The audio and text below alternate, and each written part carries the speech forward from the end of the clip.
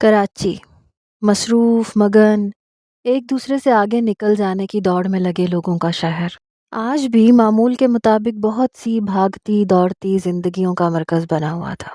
بس ایک سمندر تھا جو صبح کے اس وقت پرسکون سا اپنی لہروں کو ساحل کی طرف اچھال اچھال کر کھیل رہا تھا۔ دن 11 بجے یہ ایک منظر یونیورسٹی آف کراچی کا تھا، جہاں لڑکے اور لڑکیاں کندھوں پر بستے لٹکائے، سینوں سے فائل لگائے، یونیورسٹی کے کمروں کے آگے بنی اس لمبی راہداری میں گردش کر رہے تھے۔ کوئی آ رہا تھا تو کوئی جا رہا تھا، باتوں میں مگن، کہے لگاتے بے فکر چہرے۔ وہ سر جھکائے اسی راہداری میں اوپری منزل کو چڑھتی سیڑھیوں میں خاموش سر جھکائے بیٹھی تھی۔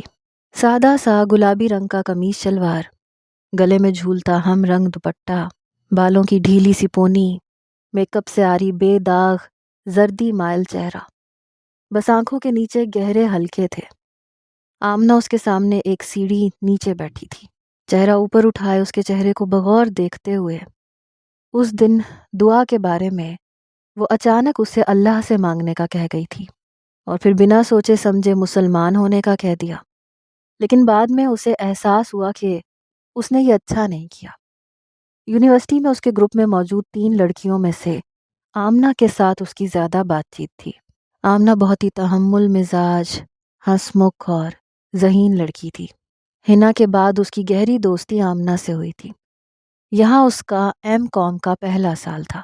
آمنہ اس دن کے بعد سے محسوس کر رہی تھی کہ جوئی چپ چپ رہنے لگی ہے، اس سے بات بھی کم کرتی تھی۔ شاید اسے اللہ سے دعا مانگنے اور مسلمان ہونے کا نہیں کہنا چاہیے تھا۔ ان کے درمیان بہت اچھی دوستی تھی۔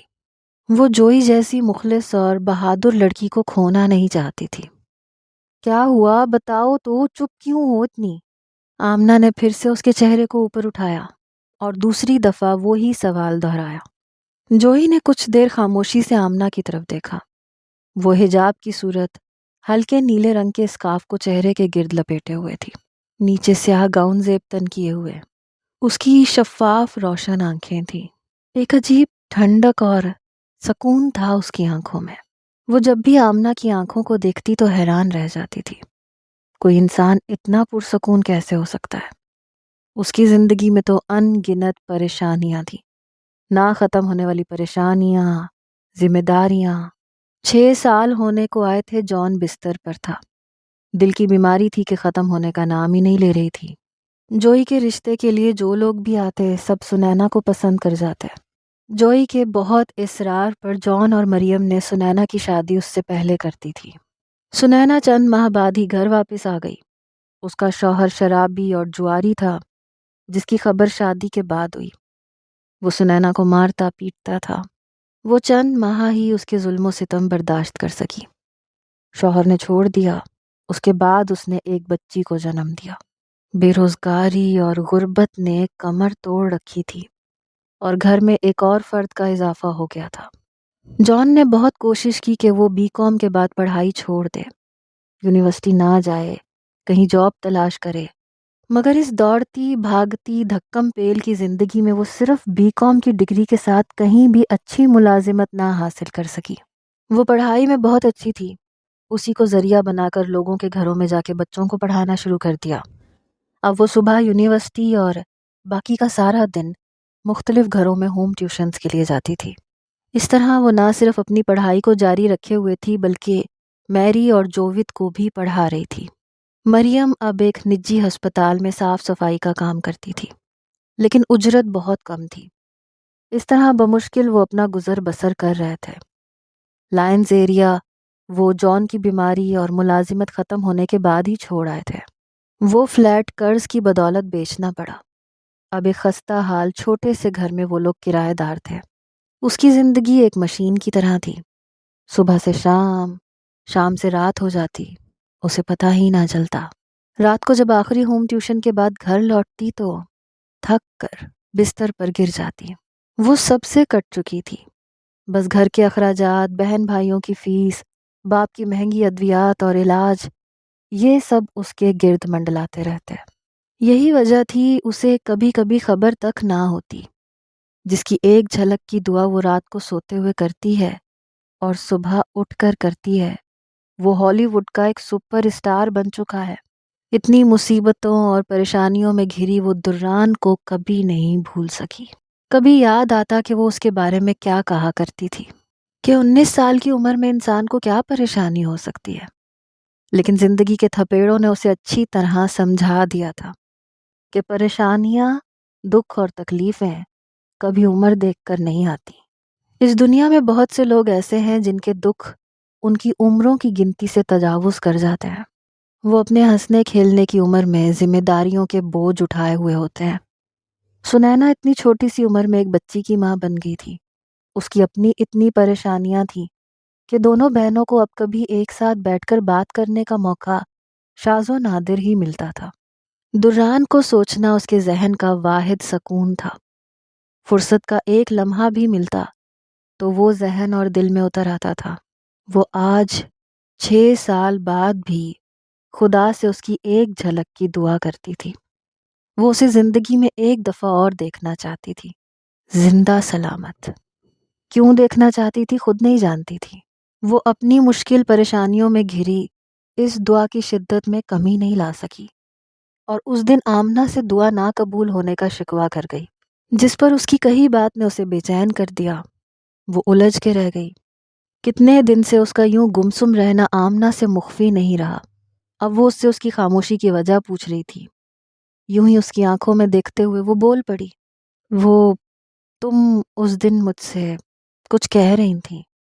جھجکتے ہوئے وہ اسے اس دن کی بات یاد دلا گئی۔ میں کیا کہہ رہی تھی؟ آمنہ نے انجان بننے کی کوشش کی، نگاہیں لمحہ بھر کو چرائیں۔ اللہ سے دعا کے متعلق جوئی نے آہستہ سے اس کی آنکھوں میں جھانکا۔ کیا اللہ سے دعا کرنے کے لیے مجھے لازمی مسلمان ہونا ہوگا؟ کیا میں ویسے دعا نہیں کر سکتی اللہ سے؟ جوئی نے اپنے ذہن میں پنپتا سوال بنا کسی تمہید باندھے پوچھ لیا۔ آمنہ خاموش تھی، گہری خاموش۔ پھر اس نے مسکراتے ہوئے پورے وثوق سے جوئی کی آنکھوں میں اپنا عکس دیکھا۔ دیکھو، اللہ واحد ہے، مطلب اس کا کوئی شریک نہیں ہے۔ جب ہم اس کے سامنے سر بسجود ہوتے ہیں تو دل، روح اور دماغ سے اس بات کو تسلیم کرتے ہیں کہ اللہ کے سوا کوئی معبود نہیں، اس کا کوئی شریک نہیں، وہ واحد ہے۔ وہ مٹھاس بھرے لہجے میں بات شروع کر چکی تھی۔ جوئی ہمیشہ کی طرح اس کے بولنے پر خاموش ہو گئی۔ نہ جانے کیوں اس کی باتیں بہت سادہ ہونے کے باوجود دل پر بہت اثر کرتی تھیں۔ وہ جب بولتی تھی تو اعصاب پر ٹھنڈی پھوار جیسا احساس ہوتا تھا۔ تم اللہ سے مانگنے بیٹھو گی اور اگر دل، دماغ یا روح میں سے کسی ایک کو بھی اللہ کے لا شریک ہونے پر گمان ہوا تو مطلب تم نے شرک کیا، اور اللہ شرک کو پسند نہیں کرتا۔ جوئی نے اس کی آنکھوں میں جھانکا۔ کہیں کوئی مفاد نہیں تھا، کہیں کوئی زبردستی نہیں تھی۔ وہ بہت پیار سے اسے اللہ کی سچائی سے آگاہ کر رہی تھی۔ اگر تم اللہ کے حضور دل سے دعا مانگنا چاہتی ہو تو دل، دماغ اور روح سے پاک ہو کر مانگو۔ پر یقین لہجہ تھا۔ جوئی کو اس کے منہ سے نکلی ایک ایک بات سچ لگ رہی تھی۔ دل اس کی باتوں پر ایمان لا رہا تھا۔ اگر وہ اس کی باتیں سن کر سکون محسوس کر رہی تھی تو ان پر عمل کرنے کے بعد کیا حال ہوگا؟ میں وضو کر لوں گی، جو تم لوگ کرتے ہو مجھے وضو کا طریقہ بتا دینا۔ جوئی نے آہستگی سے حل پیش کیا۔ وہ مسکرا دی، سر کو نفی میں ہلایا۔ وضو ہمارے جسم کی پاکیزگی ہے، لیکن مسلمان صرف جسم سے پاک ہو کر اللہ کے سامنے نہیں کھڑا ہوتا، ہماری روح اور ہمارا دل بھی پاک ہوتا ہے۔ جوئی کے چہرے پر مایوسی کے سائے لہرائے۔ میری روح اور دل اللہ کے پاس جانے کے لیے کیسے پاک ہوگا؟ بے ساختہ سا سوال تھا، نہ جانے وہ کیوں کر گئی۔ کلمہ پڑھنے سے، آمنہ نے مختصر جواب دیا۔ جوئی نے چونک کر اس کی طرف دیکھا۔ مطلب کلمہ پڑھنا، اللہ کی وحدانیت کی گواہی دینا۔ کلمہ پڑھنے سے اور اس کے لا شریک ہونے کی گواہی دینے سے دل، روح اور باطن پاک ہو جاتا ہے۔ وہ بول رہی تھی جبکہ جوئی یک ٹک اسے دیکھ رہی تھی۔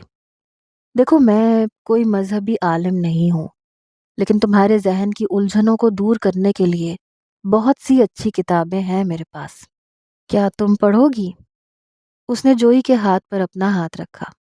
لا دوں کیا تمہیں؟ وہ ہاتھ پر دباؤ ڈالتے ہوئے سوال کر رہی تھی۔ جوئی نے ساکن آنکھوں سے اس کی طرف دیکھا۔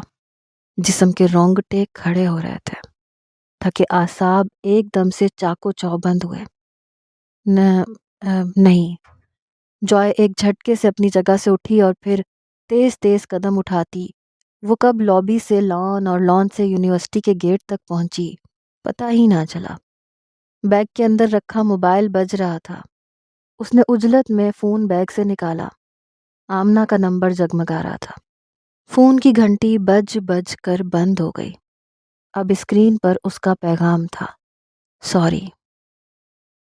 لاویہ شام کے 4 بجے اس ڈربے نما کمرے میں موجود پلنگ پر لی تاؤ کمبل کو اپنے گرد لپیٹے آنکھیں مونڈے سوئے ہوئے تھا۔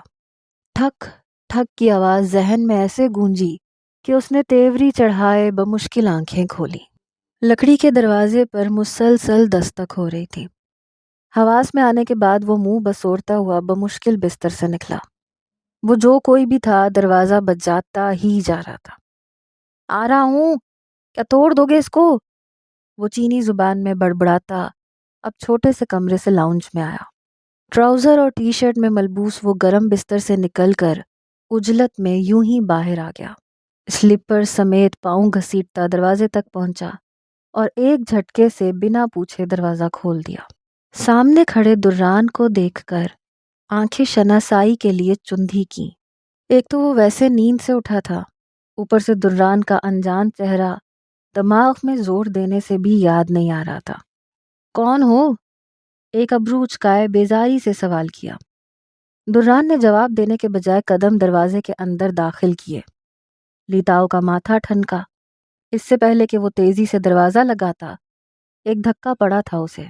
دھکا اتنی زور کا تھا کہ لیتاؤ لڑکھڑا کر لکڑی کے بنے فرش پر پشت کے بل گرا۔ گرے رنگ کے گرم کوٹ کے نیچے سیاہ پینٹ زیب تن کیے اونچا لمبا مضبوط شخص اس کے بالکل سامنے کھڑا تھا۔ جیسے ہی دران اندر داخل ہوا اس کے پیچھے ہی انل نے قدم رکھے اندر۔ لیتاؤ دونوں کو پھٹی پھٹی آنکھوں سے دیکھ رہا تھا۔ کون ہو تم لوگ؟ نکلو میرے گھر سے۔ حیرت سے ان کو خبردار کرتا وہ اپنی جگہ سے اٹھا۔ دران نے آگے بڑھ کے اس کا گریبان تھاما اور اب کی بار ایک زوردار گھونسا تھا جو اس کے گال پر عین جبڑے کے اوپر پڑا تھا۔ وہ پورے کا پورا گھوم گیا۔ چہرہ ایسے جنبش میں آیا جیسے جبڑے ہل گئے ہوں۔ انل اب کچن کی شیلف کے قریب پڑی کرسی کو اٹھا کر قریب لا رہا تھا۔ لیتاؤ نے سر کو تکلیف سے جھٹکا اپنی طرف سے پوری قوت سے لڑنے کی خاطر دران کی طرف لپکا، لیکن اس کے قریب پہنچنے سے پہلے ہی لمبا بازو کیے پنچ نے اسے ہوا میں اچھال دیا۔ وہ بے قابو ہو کے گرا، گھبرا کے بمشکل اٹھا، گردن موڑ کر خوف سے دران کی طرف دیکھا جو اپنے کوٹ کی شکن درست کر رہا تھا۔ کون ہو؟ یہاں کیا کر رہے ہو؟ مجھے کیوں مار رہے ہو؟ دران کے 2 پنچ پڑنے پر ہی وہ ادموا ہو کر خوف زدہ ہوا۔ اس سے پہلے کہ لڑکتا ہوا خوف کے باعث وہ اپنے بچاؤ کے لیے کمرے کی طرف بڑھتا، انل نے پیچھے سے اس کے دونوں بازو قابو کرنے کے بعد اسے کرسی پر بٹھا دیا۔ چھوڑو مجھے، چھوڑو! مسئلہ کیا ہے؟ کون ہو تم لوگ؟ الجھ کر وہ نڈھال سا بار بار ایک ہی سوال دہرائے جا رہا تھا۔ وہ انل کے بازوؤں سے خود کو چھڑوانے کی کوشش کر رہا تھا۔ دران قریب آیا اور پھر سے زوردار تھپڑ نہ صرف اس کا گال رنگ گیا بلکہ اس کی گردن کو دائیں طرف ایک بھرپور جھٹکا لگا۔ اب کی بار اس نے جھکی گردن سے بمشکل اوپر دیکھا مگر سوال نہیں کیا۔ جانتا تھا ہر سوال کے جواب میں سامنے کھڑا شخص منہ کھولنے کے بجائے ہاتھ چلا رہا تھا۔ جوئی۔ دران نے ہاتھ ہوا میں اٹھایا اور انگلیوں کی ہلکی سی جنبش سے دروازے کی طرف اشارہ دیتے ہوئے پکارا۔ جوئی جو کب سے اس کے بلانے کی منتظر تھی آگے بڑھی۔ دروازے کے سامنے لکڑی کی زمین پر سایہ بنا۔ جوئی کے قدم اندر رکھتے ہی لیتاؤ کا منہ پورا کھل گیا۔ وہ حیرت زدہ بے یقینی سے سامنے کھڑی جوئی کو دیکھ رہا تھا۔ تم یہ یہاں کیا کر رہی ہے؟ کیسے آئی؟ شیون، وہ جوئی کو بے تاثر مگر سخت چہرے کے ساتھ اپنی طرف بڑھتا دیکھ کے ہکلانے لگا۔ اس کا یوں ہکلانا بجا تھا، وہ زخمی شیرنی کی طرح اس پہ جھپٹی تھی۔ زوردار تماچے اس کے منہ پر دائیں بائیں مارنے کے بعد وہ ایک دم سے جیسے کسی جنونی کیفیت میں آ گئی۔ ٹانگیں گھما گھما کے وہ لی تاؤ کے پیٹ میں مار رہی تھی، ارد گرد سے چیزیں اٹھا کے اس کے سر میں مار رہی تھی۔ وہ جو ابھی دران سے پڑنے والے مکوں کی تاب نہیں لا سکا تھا، جوئی کے تابڑ توڑ حملے نے بے حال کر دیا۔ انل نے کھلے منہ سے ایک نگاہ جوئی کی طرف ڈالی، پھر سامنے کھڑے دران کی طرف دیکھا جو حیرت کے بجائے دلچسپی سے یہ سب کچھ دیکھ رہا تھا۔ لی تاؤ درد سے چیخ رہا تھا، وہ اسے پاگلوں کی طرح مار رہی تھی۔ ٹانگ مار کر وہ اسے کرسی سمیت زمین پر گرا چکی تھی۔ انل تیزی سے دران کے قریب ہوا جو زیر لب مسکرا رہا تھا۔ ہاتھ کی انگشت کو فولڈ کیے لبوں پہ رکھے وہ پہلی دفعہ کسی کو متاثر کن نگاہوں سے دیکھ رہا تھا۔ لی تاؤ اب زمین پہ گرا ہوا تھا جبکہ جوئی اپنے بھاری بوٹوں والے پاؤں اس کے پیٹ میں مار رہی تھی۔ لی تاؤ کسی گیدڑ کی طرح چلا رہا تھا، دران روکو جوئی کو، کوئی سن لے گا اس کی چیخو پکار۔ انل نے ارد گرد دیکھتے ہوئے دران سے کہا، مارنے دو نا، وہ وہاں مار رہی ہے جہاں اس نے مارا تھا، سکون ملنے دو اسے۔ دران کی دلچسپی عروج پر تھی، لبوں پر مسکراہٹ گہری ہو رہی تھی۔ اپنی زندگی میں پہلی دفعہ ایسی لڑکی دیکھی تھی اس نے۔ اس کے مطابق تو جوئی کی جگہ کوئی اور لڑکی ہوتی تو اتنا تشدد کرنے والے شخص کو دیکھ کر پھر سے کانپنے لگتی، مگر وہ تو گن گن کے بدلے لے رہی تھی۔ ذہن میں اس کی چھت والا منظر گھوم گیا، کمزور تو وہ کبھی نہیں تھی۔ امپریسو، دران کے لب ستائشی انداز میں باہر نکلے۔ کل جو لڑکی اس کے سامنے بیٹھی گڑ گڑا رہی تھی، آج والی لڑکی اس سے بہت مختلف تھی۔ لی تاؤ کی ہر مزاحمت کو ناکام کرتی اب وہ اس کے بال مٹھیوں میں جکڑے ہوئے تھی اور گردن کو جھٹکے دے رہی تھی۔ وہ تھوڑا سا اٹھنے کی کوشش کرتا تو ٹانگ پکڑ کے کھینچ دیتی۔ کچن کی شیلف پر پڑی ہر چیز وہ اٹھا اٹھا کے اس کے سر پہ مار چکی تھی۔ انل نے غصے سے دران کی طرف دیکھا جو مزے سے سگریٹ سلگا رہا تھا۔ مر جائے گا وہ، کہو اسے بس کرے، جو کام کرنے آئے وہ کریں اور چلتے بنے یہاں سے۔ انل نے ایک ایک لفظ چبا چبا کر ادا کیا، پھر دران سے نا امید ہوتا تیزی سے آگے بڑھا۔ جوئی جو اب کوئی ڈبہ اٹھا کے اس کے سر میں مارنے والی تھی، انل نے اس کے بازو کو ہوا میں ہی تھام لیا۔ جوئی بس کرو، بس اس کو پولیس کے حوالے کرنا ہے، تم اپنا پاسپورٹ اور میرج سرٹیفکیٹ لو بس۔ انل نے پچکارتے ہوئے اسے ٹھنڈا کیا تھا۔ وہ ایک دم جیسے ہوش میں آئی، پھر انل کی طرف دیکھا جو اس کے پاس سے ڈبہ پکڑ کر واپس شیلف پہ رکھ رہا تھا۔ دران سگریٹ کا کش لگاتا اب چند قدم آگے آ چکا تھا، پھر آہستگی سے نیچے بیٹھا۔ پاسپورٹ کہاں ہے؟ انگلش زبان میں پوچھا۔ وہ پیروں کے بل لی تاؤ کے سامنے بیٹھا تھا جو خون میں لت پت سر کے ساتھ کراہتے ہوئے زمین پہ سے اٹھنے کی کوشش کر رہا تھا۔ پھر خوف اور حیرت سے دران کی طرف دیکھا۔ وہ سامنے کراہتے ہوئے ہاتھ سے اشارہ کر کے سامنے رکھے اٹیچی نما بھورے لیدر کے ڈبے کی طرف اشارہ کیا۔ اٹیچی ایک لکڑی کی میز پر رکھا ہوا تھا۔ جوئی تقریباً بھاگتی ہوئی اس تک پہنچی۔ اٹیچی کے اندر رکھی چیزوں کو کچھ دیر الٹ پلٹ کرنے کے بعد وہ اپنا پاسپورٹ اس میں سے برآمد کر چکی تھی۔ پھر کچھ کاغذات ہاتھ میں تھامے واپس پلٹی۔ کاغذات شاید اس کی شادی کی رجسٹریشن تھی جسے آتے ہی اس نے لی تاؤ کے سامنے کھڑے ہو کے پھاڑ دیا۔ میں اس شادی کو نہ کل مانتی تھی اور نہ آج، میری شادی تم سے ہوئی ہی نہیں تھی۔ کاغذ کے ٹکڑے لی تاؤ پر اچھالتی وہ زور سے چیخ اٹھی، جوئی لیو اٹ، یہ ڈائیورس بھی دے گا، ڈونٹ وری۔ انل نے اچک کر جوئی کو تسلی دی، وہ شاید پھر سے اس کو مارنے لگتی۔ نہ جانے کتنی اذیتیں اس نے ان 3 دنوں میں سہی تھیں جن کا لاوا آج پھٹا۔ 3 دن وہ جس بے بسی میں اس کی قید میں تھی، کمزور وہ تب بھی نہیں تھی۔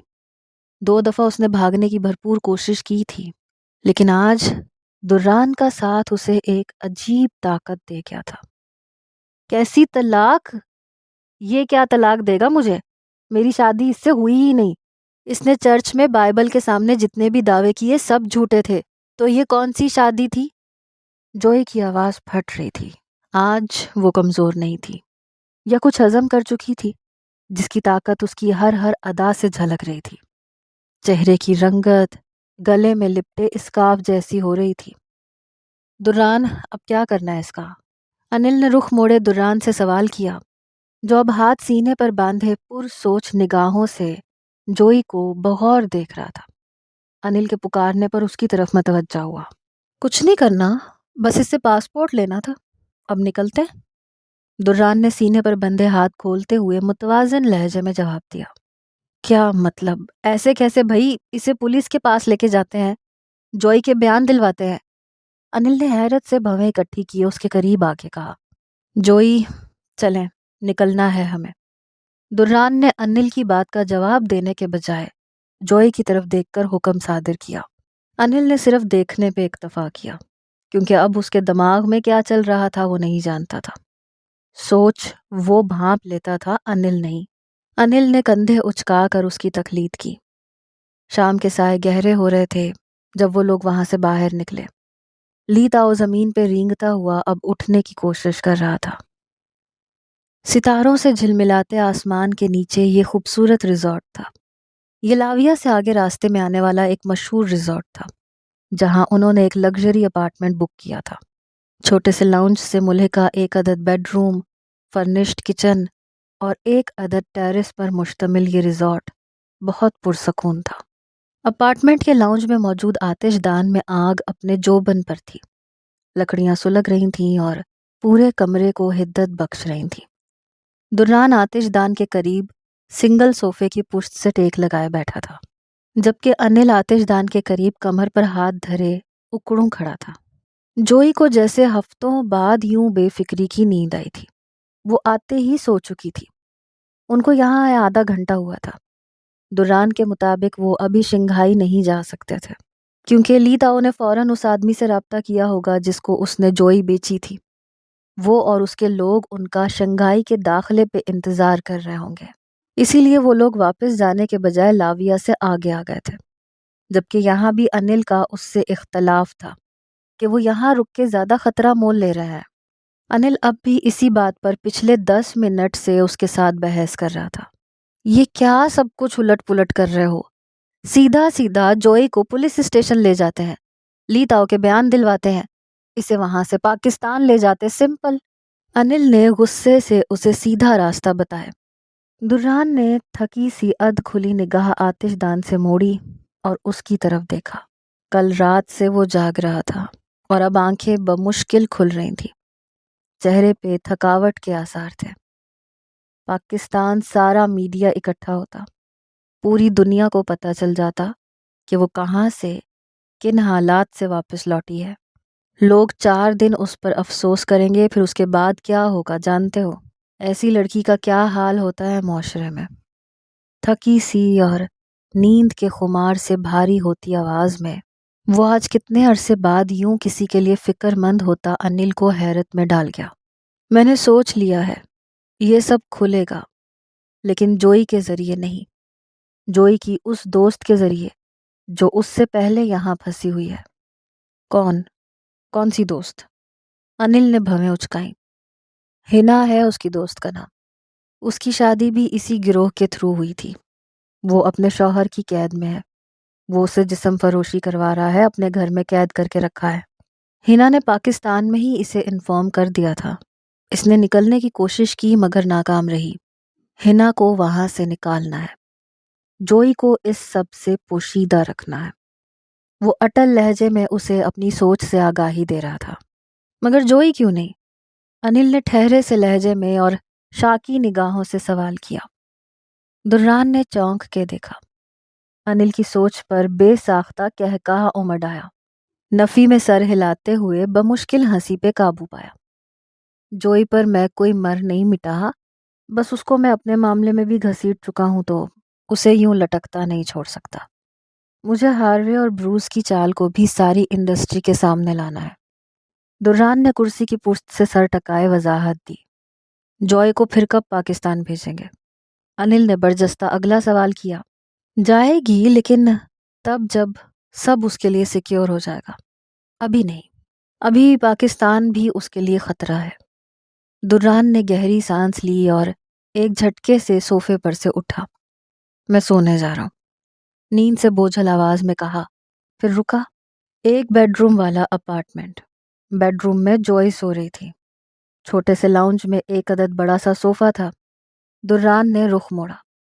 اب سونا کیسے ہے؟ تم صوفے پہ سو جاؤ، میں جاگ رہا ہوں آج رات۔ تم دونوں تو کل بھی نہیں سوئے۔ انل نے مسکراتے ہوئے حل پیش کیا اور آتش دان کے پاس موجود سنگل صوفے پر براجمان ہوا۔ 2 سیکنڈ کے توقف سے گردن موڑ کر دیکھا تو دران جوتوں سمیت صوفے پر بے خبر سو رہا تھا۔ وہ گہری سانس لے کے اٹھا۔ کبھی نہیں سدھرے گا، کم از کم جوتے تو اتار لے انسان۔ دران کے جوتے اتارنے کے بعد وہ واپس آتش دان کے پاس آ چکا تھا۔ رات کے 2 بجے جہاں سنسان گلیوں میں بس کتے بھونک رہے تھے، وہاں ملک ہاؤس کے چھوٹے سے لان میں جیسے ایک بھونچال کا سما تھا۔ فائقہ کی نسبت کی تقریب کے بعد ماں سوائے شازیہ اور طلت کے کنبے کے تمام مہمان اپنے اپنے گھروں کو رخصت ہو چکے تھے۔ اب تو لان میں سارے گھر والے قطار در قطار لگی کرسیوں کو آڑا ترچھا کیے بیٹھے تھے۔ شازیہ نے تقریب کے فوراً بعد ہی دران کو اپنے ساتھ لے جانے کی بات سب کے سامنے رکھ دی تھی۔ سب لوگ تقریب کے ہی جوڑوں میں ملبوس لان میں چائے کے انتظار میں بیٹھے تھے۔ جب شازیہ نے سب کو اپنی طرف متوجہ کیا اور دران کو اپنے ساتھ لے جانے اور اپنے بھائی کے حصے کے بٹوارے کا اعلان کر دیا۔ دستگیر بیگم ساڑی لگائے بڑے ٹھاٹ سے اسٹیج پر تکیے کے سہارے بیٹھی تھی۔ 13 سالہ صبرینا ان کی ٹانگیں دبا رہی تھی۔ باقی تمام نفوس سامنے کرسیوں پر براجمان تھے۔ ان سب میں وہ بھی بیٹھا تھا جس کو لے کر یہ ساری بحث ہو رہی تھی۔ سیاہ پینٹ اور سفید شرٹ میں ملبوس، بکھرے بال، بیزار صورت، کھچے اعصاب، شرٹ کی آستین موڑے اور جبڑے سختی سے بھینچے، وہ بے دلی سے اس ساری بحث کا حصہ بنے بیٹھا تھا۔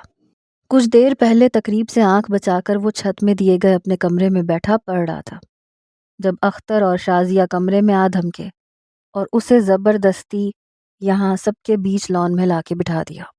ٹھیک ہے، اگر میری بات پہ یقین نہیں تو پوچھ لینا آپ لوگ دران سے، وہ بھی میرے ساتھ جانا چاہتا ہے۔ شازیہ نے سر جھکائے بیٹھے دران کی طرف بڑے مان سے اشارہ کیا۔ اب سب کی نگاہیں اس کی طرف اٹھی ہوئی تھیں، جو کسی کی طرف نگاہ تک اٹھانے کا روادار نہیں تھا۔ دستگیر بیگم نے ایک خون خوار نگاہ شازیہ پر ڈالی، پھر تنک کے ساڑی کے پلو سے بوڑھا جھری زدہ ہاتھ باہر نکالا۔ اپنی ماں کی طرح چلاک مت بن شازیہ، بچپن میں اسے پالیں پوسے ہم، پڑھائیں لکھائیں، اور اب جب جوان ہو گیا، کمانے جوگا ہو گیا، تو آ گئی حق جتانے۔ واہ بھائی واہ۔ دستگیر بیگم کے غصیلے لہجے میں طنز کا عنصر خوب شامل تھا، جو شازیہ کا تن من جلا گیا۔ اسفند نے گھٹی سی سانس خارج کی۔ شازیہ نے برہم نگاہ اسفند پہ ڈالی۔ پوچھے ان سے، کھڑے ہیں سامنے، میں نے کہا تھا میرا بھتیجا ہے، دے دے مجھے۔ تب بھی یہ اسفی بھائی کا ہی فیصلہ تھا، میں چپ ہو گئی تھی، لیکن اب نہیں۔ ہر سال ایک ہی بحث کو ان تک محدود کر کے چلی جاتی ہوں میں، لیکن اس دفعہ خالی ہاتھ نہیں جاؤں گی۔ شازیہ کہاں پیچھے ہٹنے والوں میں سے تھی؟ سب کی آنکھوں میں آنکھیں ڈالے ایک ایک لفظ چبا چبا کر ادا کر رہی تھی۔ اختر بس چور نگاہوں سے ہلکی سی لکیریں پیشانی پر ڈالے سب کے چہروں کو جانچ رہا تھا۔ ارے بس کر، آئی بڑی۔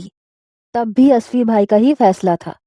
100 جتن ہوتے ہیں چھوٹے بچے کے، جو ہم سب نے کیے، اپنے بچوں کے حق مار مار کے اسے پالا ہے۔ عصمت جو فائقہ کی گود میں رکھے سر کو دبا رہی تھی، تیوری چڑھائے بحث میں اپنا حصہ ڈالا۔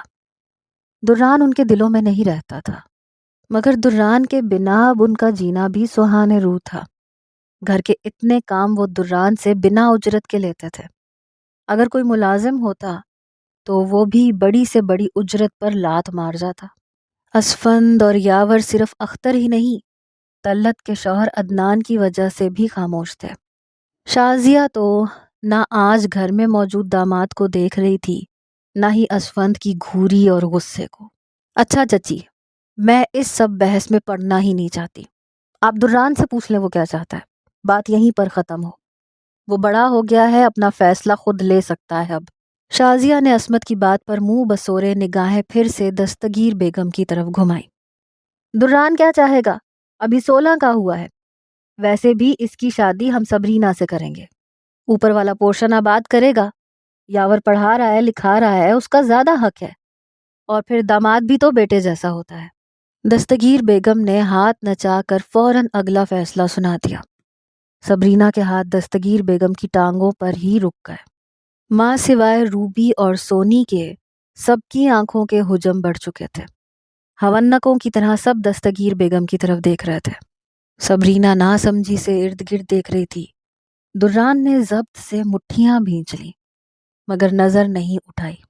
شاید وہ ان کے احسانوں کا قرض چکاتے چکاتے ایک کٹ پتلی بن کے رہ گیا تھا۔ بچپن میں تو وہ اتنا نہیں جانتا تھا کہ آخر وہ سب اس کی کھینچا تانی میں کیوں لگے رہتے ہیں، لیکن اب پتہ چلا تھا۔ نوین نے 12 سال باہر رہ کر پاکستان میں اچھی خاصی جائیداد بنا رکھی تھی جو قانونی طور پر اس کے جوان ہونے کی منتظر تھی، اور ملک ہاؤس میں بھی وہ نوین کی اکلوتی اولاد ہونے کی وجہ سے آدھا حصے دار تھا۔ چچی، ایسے کیسے آپ رشتہ طے کر رہی ہیں دران کا؟ شازیہ تو تلملا اٹھی۔ اس کے آگے کے منصوبے بھی چکنا چور ہوتے نظر آ رہے تھے۔ اس نے اور اختر نے تو سوچا تھا کہ وہ اپنی بیٹی رانیہ کی شادی دران سے کر دیں گے، مگر یہاں تو اور ہی کہانی تھی۔ کیوں؟ کیا برائی ہے ہماری صبرینا میں؟